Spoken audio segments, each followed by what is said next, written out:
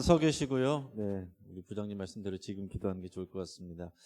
우리 선생님들 위해서 우리 손을 뻗어서 우리 축복하면서 축복하여 함께 기도하겠습니다.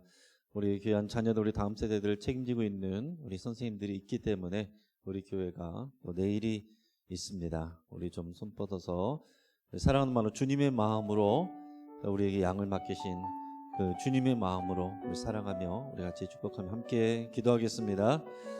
할렐루야. 하나님 아버지 감사를 드립니다. 사랑하는 우리 교사들, 아버지 부장님들과 아버지 교육자들, 아버지 한 사람 한 사람 주의 이름으로 축복합니다. 아버지들의 삶 가운데 하나님 함께 해주시고 지혜와 능력을 더 넓혀주시옵소서.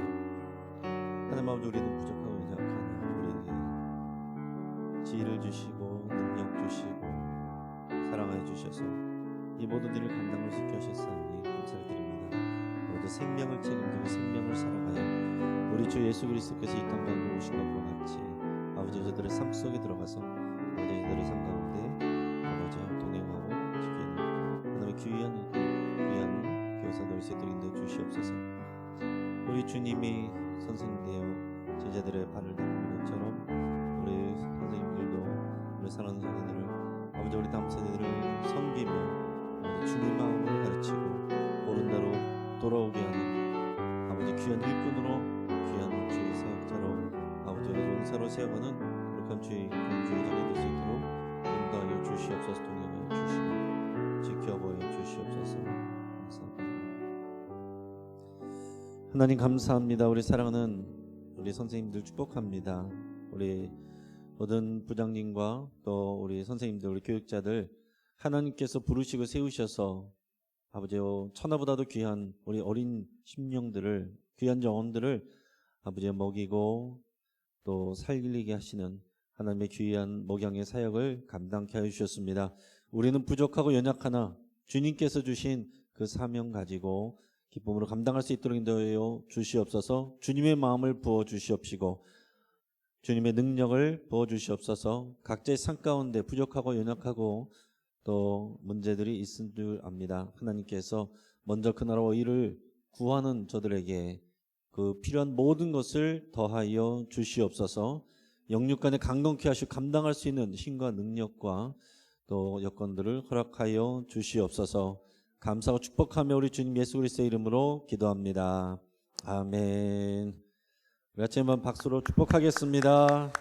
다시 한번 인사하시고 자리에 예, 감사합니다. 자리로 들어가시길 바랍니다. 네, 우리 옆에 있는 분들하고 우리 같이 한번 인사하실 때 별과 같이 빛나시길 바랍니다. 이렇게 인사하겠습니다. 별과 같이 빛나시길 바랍니다. 별과 같이 빛나시길 바랍니다. 네, 우리 오늘 교상훈신 우찬양 예배 때 오늘 다니엘서 말씀을 통해서 별과 같이 빛나리라 라는 제목으로 같이 말씀의 은혜를 나누도록 하겠습니다.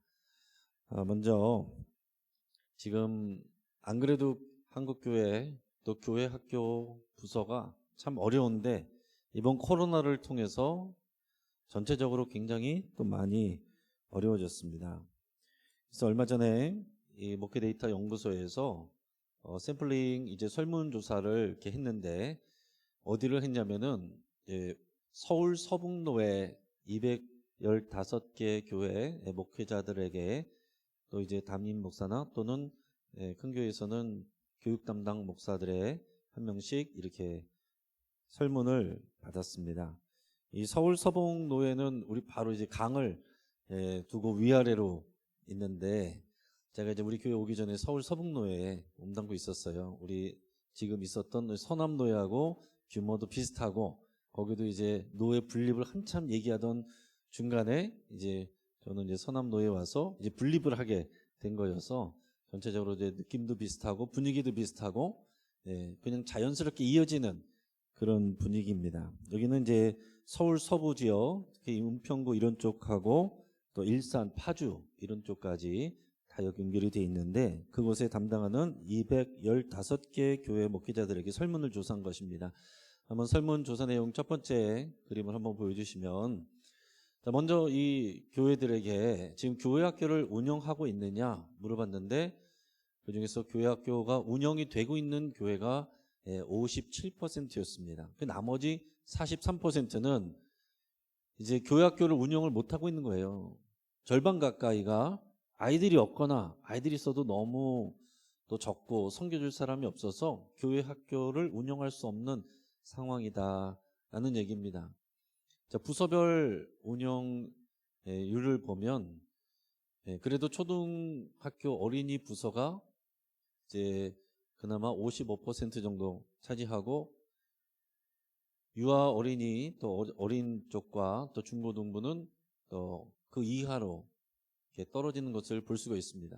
아마 이제 어린이부에서 이 밑에 유치부로 가면 갈수록 지금 이제 자녀를 낳는 그런 율이 떨어지다가 보니까 점점 교회학교도 자연스럽게 저학년으로 아래쪽으로 가면 갈수록 이제 아이들이 부족한 것이고 중고등부로 갈수록 이제 아이들이 교회 안 오는 거예요. 학원으로 가고 학교로 가고 그러면서 줄어드는 그런 상황을 지금 전체적으로 우리가 볼 수가 있습니다. 다음 그림을 보시면 우리 교회학교 어린이 그 현황, 그러니까 부서에 몇 명 정도가 있느냐, 그러니까 학교 그 전체 교회에 어린이 다 합쳐서 청소년까지 다 합쳐서 몇 명 정도가 있느냐라고 했을 때 뭐 한 23명, 22명 그 정도가 그 23% 정도 나온 것이 10명 이하 그리고 11명에서 20명 사이 그 정도가 합쳐서 한 40% 정도를 차지하고 있다라고 이렇게 보여주고 있어요.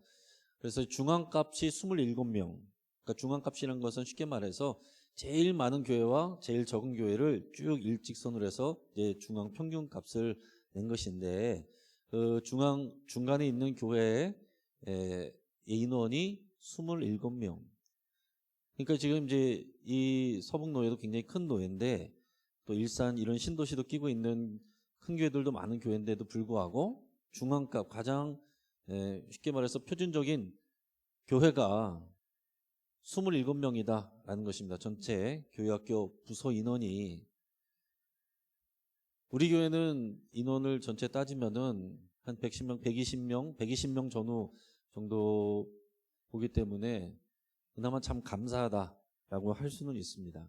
자, 그 다음 그림을 보시면 성장하는 이유가 뭐라고 생각하느냐, 성장하지 못하는 이유, 성장하지 않는 이유가 뭐라고 생각하느냐.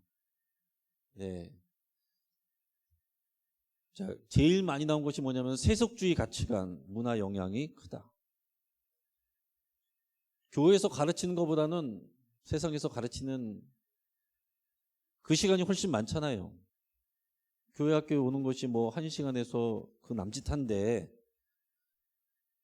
주로 바깥에서 다 이야기를 듣고 또 교육을 받고 하기 때문에 그런 세속적인 가치관과 그 문화의 영향을 크게 받는 것이 큰 성장하지 못하는 이유로 보고 있습니다. 두 번째는 출산율 저하, 그다음에 학원 공부로 인한 시간 부족, 또 전도 부족, 그런 것들이 이제 그 다음으로 많이 나왔고, 그 다음은 뭐 기독교에 대한 부정적 인식, 교회학교에 대한 인식 부족, 이런 것들이 좀 나왔습니다. 그 다음 그림을 보시면은 교회학교 교육 개선을 위해서 그런 필요한 사항이 무엇인 것 같습니까? 이렇게 물어봤을 때 제일 많이 나온 것은 학원 공부보다 주일 교회학교를 우선시하도록 인식을 전하는 것이다, 이렇게 얘기를 했고, 또 같은 동수로 나온 것이 부모의 교회 학교에 대한 인식을 개선해야 된다. 자녀를 인식을 개선하려면은 부모가 인식이 개선돼야 되는데 어린 자녀는 가려고 해도 부모가 안 돼. 너 학원 가 그러면은 이게 안 돼 버리는 거예요. 그러니까 부모가 안 바뀌면은 교회 학교에 또 다시 새롭게 세워지는 일이 있을 수가 없다라는 것입니다. 그 다음에는 이제 교육 콘텐츠와 프로그램 강화도 있어야 되겠고, 부정적 사회의 인식도 고쳐야 되는데, 자, 학원 공부 주일보다 주일 교회 학교를 우선시하도록 아이들과 부모를 인식을 바꾸는 일이 중요한데 어려운 일입니다. 그렇죠? 중요한데 어려운 일이에요. 그러나 이 부분이 정말 핵심적인 부분이고, 이게 무슨 얘기겠어요? 듣는 말씀이 설교가 귀에 튕겨나가고 여전히 내가 생각하는 가치관을 붙잡고 있으면 변화가 없는 것입니다. 변화가 없는 거예요. 상황이 되면 아이들 보내고, 조금 아니다 싶고 뭐 해야 될 거 있다 싶으면 안 보내고, 이런 정도로 해서는 교회학교가 제대로 설 수가 없다, 그런 이제 판단들입니다. 그 다음 그림을 보시면 포스트 코로나 시대를 위한 교회학교 준비의 사항이 뭐가 필요하냐. 그래서 제일 많이 나온 것이 51%가 자녀 신앙 지도를 위한 부모 교육이 제일 필요하다. 부모 교육이 필요하다. 그러니까 여러분, 이것을 우리가 잘 생각을 해야 됩니다. 우리 선생님들이, 교사들이 자녀들 와서 열심히 가르쳐도 부모님이 안 변하면은 이 변화가 안 되는 거예요. 그러니까 이게 온 교회가 함께, 이 부모님들이 신앙적인 마인드와 가치관을 가질 수 있도록 온 교회가 함께 신경을 쓰고 같이 격려하고 독려하고, 이렇게 인식이 변화돼야 된다라는 것입니다. 자, 그 다음 그림을 보시면은 교회학교 교사 지도자에 대한 인식에 대해서 이런 대답변을 했습니다. 제일 많이 나온 것은 뭐냐면은 교사에게 열정과 헌신을 요구하기에는 현실적으로 어렵다. 지금 교사 여기 와 계시지만은 참 어려운 시간 내셔서 오신 거잖아요. 하루 종일 오전부터 이제 계시고, 또 주일 예배도 하시고, 또 여러 가지 또 일도 하시고, 그러고서 또 오후 예배 때 지금 헌신하고 있는데, 교사에게 열정을, 헌신을 우리가 강조하기가 현실적으로 각자들 다 어려우시기 때문에 점점 목회자로서 참 말하기가 어렵다, 강조하기 어렵다, 그런 대답을 많이 했어요. 그러면서 그 다음 기회는 뭐냐면 교회학교에 열정을 갖고 있는 교사가 부족하다. 이게 참 딜레마죠. 교사가 필요한데 그런 열정을 가진, 그런 예수님의 마음을 가지고 눈물로 기도하면서 우리 자녀들을, 학생들을 붙들고 가르치고 기도하고 같이 있어줄 그런 교사가 필요하고, 너무 부족한데 실제 있는 교사들에게도 그런 헌신을 강요하기가 현실적으로 참 어렵다, 그런 대답을 하는 것입니다. 자, 그 다음 그림을 보여주시면은, 그 다음 그림 없습니까? 네, 여기까지네요. 더 많은 내용들이 있지만은 머리가 복잡하실 것 같아서 여기까지만 끊고, 아무튼 우리가 생각을 할 때 저 그런 생각을 합니다. 우리가 부족한 것이 너무 많고, 어려운 것이 많고, 없는 것이 많고, 안 돼 있는 것이 많고, 근데 그것만 바라보고 있으면은 될 것이 아무것도 없어요. 지금 있는 것을 감사하고 귀하게 여기는 것부터가 처음 출발이다, 우리가 이렇게 생각할 수 있기를 바랍니다. 그래서 여기 계신 교사가 있는 것이 귀한 거예요. 이 교사들이 귀하고, 우리 교회학교 나오는 이 어린이들, 청소년들, 청년들이 귀한 거예요. 귀하게 여길 줄 알아야지, 귀하게 여기지 않고 이 숫자로만 봐가지고 잘하니 못하니 이래가지고서는 아무것도 안 된다는 얘기입니다. 저는 제 방에 있으면은 우리 청년부 할 때 악기 소리, 뭐 찬양 소리 시끄럽게 들리지만 전혀 불편하지 않아요. 흐뭇합니다. 감사하고, 또 이제 교회 학교에서 애들 막 뛰어다니고 정신없이 그러면은 너무 감사하고 기뻐요. 이 아이들이 교회에서 뛰놀아야 돼요. 그래야 그런 아이들이 하나님의 일꾼이 됩니다. 교회에서 오랜 시간 동안 교회가 놀이터처럼, 교회가 집처럼, 교회에서 놀고 교회에서 지내는 것이 자연스러운 아이들이 주 안에서 신앙 가운데서 자라갑니다. 어쩌다 가끔 나오는 아이가 어떻게 믿음 안에서 자라갈 수가 있겠어요? 그러니까 지금 있는 교사들, 지금 있는 학생들, 지금 있는 자녀들 귀하게 여기는 것부터가 시작이고, 감사하는 것부터가 시작이다라는 것입니다. 예수님께서도 뭐 5,000명 그 회중 때문에 거기에 비전 두신 게 아니에요. 12명 제자 세우는 일에 이 짧은 인생을 다 거신 겁니다. 12명 중에서도 한 명은 결국 실패하고 11명 살렸잖아요. 11명 남았잖아요. 이게 쉬운 게 아닙니다. 그렇지만 그렇게 한 사람 한 사람 주의 제자를 세우는 것이 주님이 하신 일이고 우리가 해야 될 일이다라는 얘기입니다. 우리가 예전에도 나눴지만 예수님의 삼중사역, 예수님이 집중적으로 하신 일이 뭡니까? 가르침, 선포, 치유 이거잖아요. 가르치는 일, 선포하는 일, 치유하는 일. 여러분 가르치는 것은 뭘 가르치셨겠어요? 예수님이 뭘 가르치십니까? 행복해지는 법, 뭐 사람의 마음을 얻는 법 이런 거 가르치신 게 아니잖아요. 예수님이 오셔서 집중적으로 가르치신 게 뭡니까? 하나님 나라 백성으로서 어떻게 살아야 되느냐 이거를 가르치신 거예요. 산상수훈의 마태복음 5, 6, 7장이 하나님 나라 백성으로서 어떻게 살아야 되느냐 그걸 가르친 것입니다. 그러니까 우리가 이 땅에서 교회 나와서 끝 이게 아니라 이제 세상 속으로 나가서 삶의 자리에서 하나님 나라 백성으로 살아가게끔 하는 거 그걸 가르치는 거예요. 그러니까 여러분 성경에 있는 이제 내용들, 지식들, 여기 나오는 인물들 그거 가르쳤다고 저절로 되는 게 아닙니다. 그것을 통해서 그것이 정말 내가 하나님 나라 백성이고 세상 속에서도 하나님 나라 백성으로 살아야 된다는 그 가치관이 스며들고 젖어들어야 그게 주님이 가르치시는 가르침의 핵심이다라는 얘기입니다. 선포는 뭘 선포한 거예요? 예수님 하나님의 나라 선포하신 거예요. 하나님 나라가 가까이 왔다. 하나님 나라가 여기 있다. 그거 선포하신 거예요. 그리고 하나님 나라가 여기 있다라고 말한 것은 너희 가운데 있다라고 말한 것은 예수님을 말한 거예요. 우리들의 마음속에 있다 그런 표현을 한 게 아닙니다. 그 얘기를 할 때는 바리새인들이나 이런 사람들이 있었어요. 그 바리새인들 마음속에 천국이 있단 말이 아닙니다. 너희들 가운데 있는 내가 하나님 나라다. 내가 하나님 나라를 가지고 왔다. 하나님 나라의 주인공은 예수 그리스도라는 것을 말씀하신 거예요. 그러니까 여러분 우리 예수 그리스도가 나의 주님이라고 고백한 그 고백이 될 수 있는 것을 가르치고 선포하는 것입니다. 오늘 우리가 주일 낮의 말씀처럼 예수님이 내가 진실로 너에게 말하노니 내가 양의 문이다. 나 이전에 온 거는 다 절도요 강도다. 그러니까 여러분 세상 가치관이라는 것은 세상에서 돈 있으면 힘 있으면 지식 있으면 높은 자리 가면 그게 세상의 성공이라고 가르치는 것들 다 절도요 강도라는 거예요. 좋은 지식과 좋은 교훈을 줄 수 있는 거 그거 좋은 거죠. 그러나 거기에 머무르게 하면 절도요 강도입니다. 선포는 예수 그리스도만이 양의 문이고 우리는 다 거기로 들어가야 된다. 세상에 여러 좋은 것들 중에서 시간 나면 예수님도 만나라 이게 아니라는 거예요.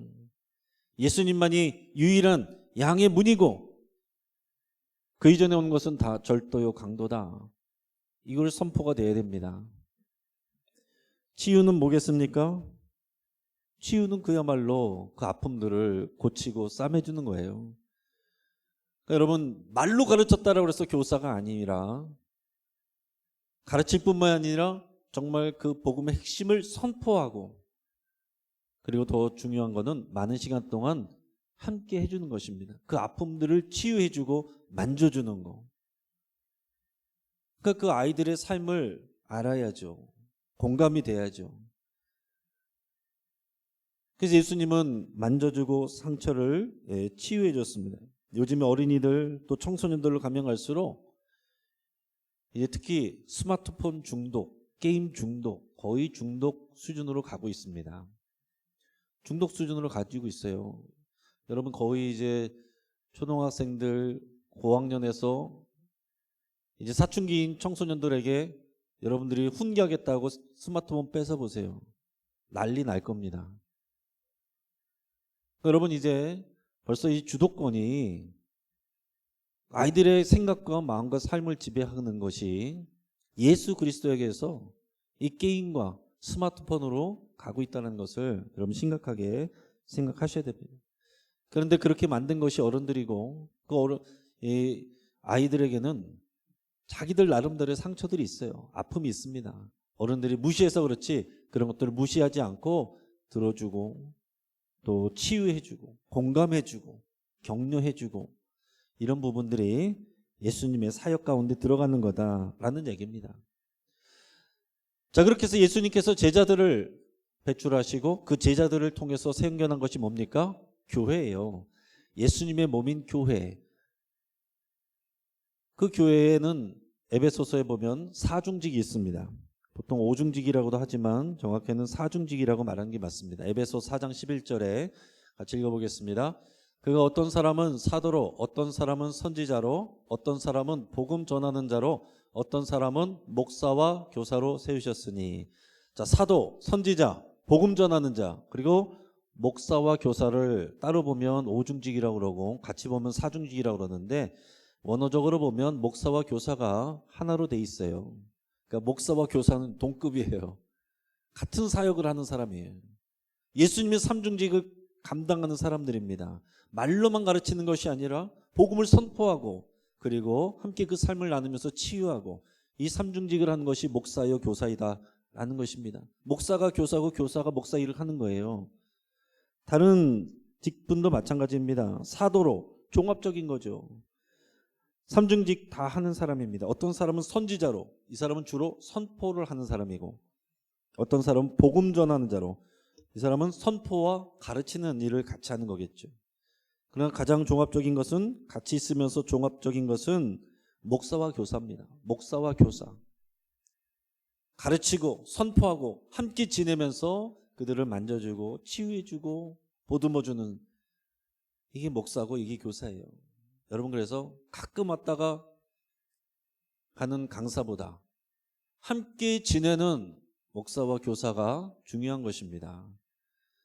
어쩌다가 별식 먹는 것보다 매일 먹는 주식이 우리를 살게 하는 거예요. 그러니까 우리 가까이에 있는 목회자들과 또 교사들을 여러분 또 귀하게 여기시기를 바랍니다. 자, 오늘 본문을 보면 다니엘에 대한 내용이 나옵니다. 다니엘은 어떤 사람입니까? 청소년 때 바벨론에 포로로 끌려갔어요. 그랬는데 어떻게 됩니까? 거기서도 세상적으로 탁월하게 능력을 발휘해서 총리가 됩니다. 바벨론에서 메대와 바사로 시대가 바뀌었는데도, 정권이 바뀌었는데도 거기서도 총리를 합니다. 대단한 세상적으로 탁월한 사람이에요. 그리고 선지자였습니다. 영적으로 성숙한 일꾼, 하나님의 계시를 받는 사람. 오늘 본문도 하나님의 계시, 마지막 때의 계시를 받는 것입니다. 여러분, 이런 일꾼들을 길러내는 것이 우리 교회 학교의 목표고 목적입니다. 교회는 잘 나오는데 세상에는 적응 못하는 그런 자녀가 아니라, 세상에선 잘 나가면 또 교회는 안 나오고, 이 둘 다 아닌 거예요. 다니엘은 하나님께 정말 그 영적으로 깊은 교제와 믿음 안에서 자라면서 동시에 세상적에서 탁월한 능력을 발휘하는 리더로 쓰임받았습니다. 이런 사람들을 길러내는 게 우리 교회학교의 목표예요. 자, 그런데 오늘 본문을 통해서 다니엘은 마지막 때의 계시와 환상을 받습니다. 마지막 때에 대한 내용이에요. 오늘 본문 말씀을 같이 읽어보겠습니다. 시작. 땅의 티끌 가운데에서 자는 자 중에서 많은 사람이 깨어나 영생을 받는 자도 있겠고, 수치를 당하여서 영원히 부끄러움을 당할 자도 있을 것이며, 지혜 있는 자는 궁창의 빛과 같이 빛날 것이요, 많은 사람을 옳은 대로 돌아오게 한 자는 별과 같이 영원토록 빛나리라. 아멘. 자, 마지막 때에 대환란이 일어나고, 그러고 나서 이제 하나님의 심판이 이루어지는데, 그때에 잠자던 자들, 땅의 티끌같이 수많은 사람들, 그 사람들이 다 일어나서 하나님의 심판대 앞에 서게 됩니다. 근데 양쪽으로 갈라진다는 거예요. 어떤 사람들은 영생을 받는데, 어떤 사람은 수치를 당하여 영원한 부끄러움을 당한 자도 있다. 영원한 생명을 받는 자가 있고 영원한 부끄러움을 당하는 자가 있다라고 그랬어요. 중간 정도는 없는 것입니다. 여러분, 이 땅의 가치는 뭐예요? 중간 정도면 되는 거야. 하나님 나라 가서는 둘밖에 없는 거예요. 영광을 받든지 수치를 받든지. 여러분, 이것을 잘 기억하셔야 됩니다. 어정쩡하게 있다가는 수치 받는 거예요. 어정쩡하게 신앙생활하면 수치로 가는 것입니다. 완성된 하나님 나라에 가서 우리가 뭘 기대해야 돼요?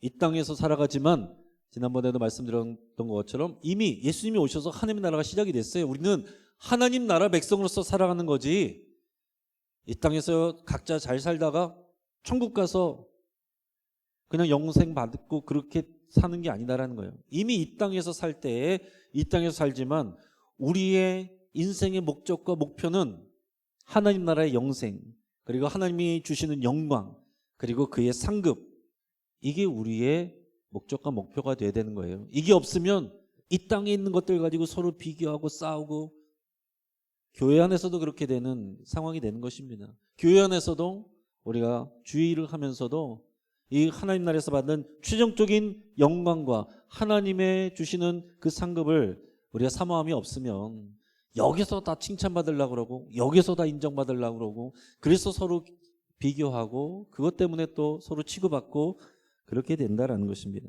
교회 안에 있다라고 해서, 교회를 한다라고 해서 하나님 나라가 되는 게 아니에요.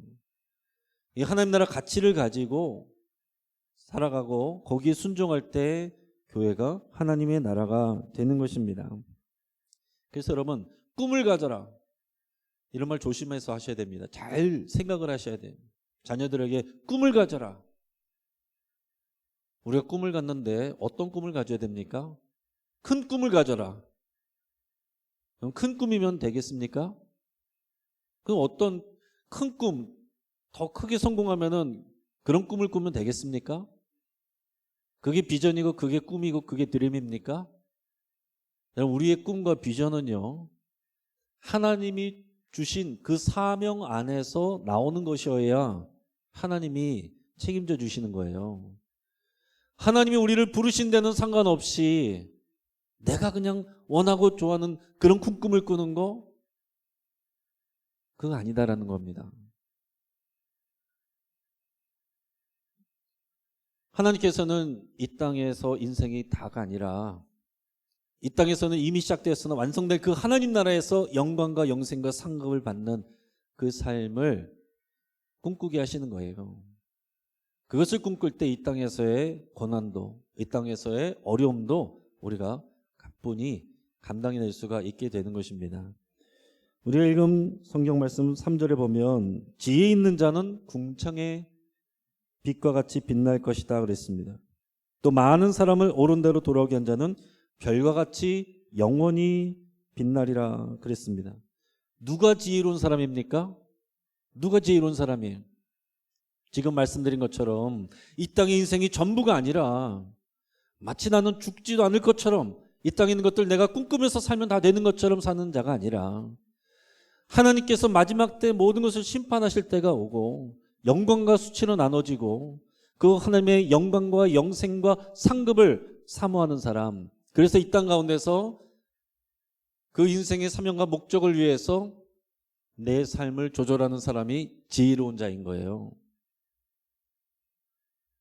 최근에 어떤 초신자 얘기 나누다 보니까 사랑하는 가족이 돌아가셔서 마음 아프고 힘들어 했는데, 그 가까웠던 사람이 자기를 위로해 줬었는데 그 가까운 사람은 좋은 차 타고 늘 골프 치러 다니고 그리고 운전도 잘하는 사람이었는데 얼마 전에 큰 교통사고를 당해서 그냥 갑자기 죽었다는 거예요. 너무 험한 모양으로 죽어서 마지막 가는 모습도 가족들이 보지 못하고, 그래서 입장이 갑자기 바뀌어버린 거예요. 그래서 이분이 초신자임에도 불구하고 그런 얘기를 하더라고요. 내 주변에 정말 죽음은 나와 상관없는 것처럼 그렇게 사는 사람 너무너무 많아요. 그런 얘기를 하는 겁니다. 아직 그분도 이제 초신자지만 그런 얘기를 하는 거예요. 얼마나 주변에 이 땅의 죽음이 나와 상관없는 것처럼, 하나님의 심판이 나와 상관이 없는 것처럼, 오직 이 땅의 삶이 전부인 것처럼 살아가는 그런 사람이 얼마나 많습니까? 그런 사람이 지혜가 없는 사람인 거예요. 그리고 그 지혜를 가족들과 다음 세대와 이웃과 또 이 세상에 전하는 사람이 지혜 있는 자입니다. 많은 사람을 옳은 대로 돌아오게 하는 자, 그 옳은 데가 어딥니까? 오늘 주일 오전에 말씀한 것처럼 예수님이 내가 양의 문이다, 양의 문으로 데리고 오는 사람이 지혜로운 자예요. 그게 교사이고 그게 목사의 할 일입니다. 여기 많이 모였다고 해서 하나님이 다 기뻐하시는 게 아닙니다. 양의 문으로 들어와야 되는 거예요. 제가 제일 두려운 것은 그런 것입니다. 교회 왔던 분들이, 예배도 드렸던 분들이, 한때 잘 섬겼던 분들이 양의 문으로 들어오지 않고 다른 곳에서 있다가 땅을 치고 후회하는 그런 분들이 있을까 봐 그게 두려운 것입니다. 오늘 우리 교사분들도 목사와 교사는 동급이기 때문에 여러분 같은 마음을 품으실 수 있길 바라요. 그러나 우리가 참 피곤하고 어려운 일이지만, 참 헌신을 요구하기도 어려운 그런 상황들이지만, 많은 사람들을 옳은 대로 돌아오게 하는 자는 영원토록 별과 같이 빛나게 될 것입니다. 이것이 구약에서부터 신약에 이르기까지 한결같이 하나님께서 우리에게 주시는 말씀이에요. 여러분 베드로를 보세요. 성공한 사업가, 성공한 물고기 많이 잡는 그런 사장님 됐습니까? 사람을 낚는 어부가 되게 하셨잖아요. 마태 세리장이었습니다. 그러나 그거 내려놓고 제자 삼는 사람이 됐습니다. 사도 바울 학벌이 좋은 사람이었어요. 가말리엘의 문화생이었습니다. 로마의 시민권 갖고 있는 사람이었습니다. 그러나 그 모든 것을 배설물처럼 여기고, 그리고 오직 예수 그리스도의 표대를 향해서 달려갔습니다. 우리가 이 땅에서 할 수 있는 가장 지혜로운 일이 무엇이겠는가, 여러분 잘 생각하시길 바랍니다. 그건 예수님의 삼중 사역이에요. 어디서 일어나게 됐습니까? 가정에서, 교회에서, 세상에서 일어나야 돼요. 특히 가정에서 다음 세대가 주님께로, 양의 문에게로 나오도록 여러분에게 부모님의 책임이 있으신 것이고, 교회에서 다음 세대들이 이 양의 문으로 나오게 하는 것, 우리 목회자와 그리고 교사와 그리고 모든 어른들이 다 이 책임이 있는 것입니다. 세상에서 다음 세대들이 나가서 교회 안에서만 잘 착하게 지내다가 세상에서는 나름대로 지내는 것이 아니라, 그 세상 속에서 세상의 가치관에 휩쓸려가지 아니하고 다니엘과 같이 하나님을 사랑하는 그 마음 가운데서 탁월한 리더십을 발휘하는 그 사람을 세워가는 거, 이게 우리의 목적이고 이게 우리의 비전이 되어야 된다라는 얘기입니다. 지금 코로나 이후에 많은 교회에서 교회학교가 붕괴되어 가고 있습니다. 이미 오래전부터 사실은 예견된 일이고 코로나로 인해서 갑자기 당겨졌어요. 근데 여러분 그런 것만 보면 계속 우리는 낙심할 수밖에 없습니다. 그러나 그 가운데서도 우리에게 있는 교사들을 보시고 우리에게 있는 이 어린 학생들을 보시면서 먼저 그 학생들을 귀하게 여기는 것부터 그 마음을 가지시기를 축복합니다. 그리고 참 힘든 시간 가운데서 순종하면서 여기 계신 우리 교사들 주의 이름으로 축복하고, 많은 사람들을 옳은 대로 돌아오게 하는 여러분들은 영원토록 별과 같이 빛날 줄을 믿습니다. 같이 한번 기도하겠습니다.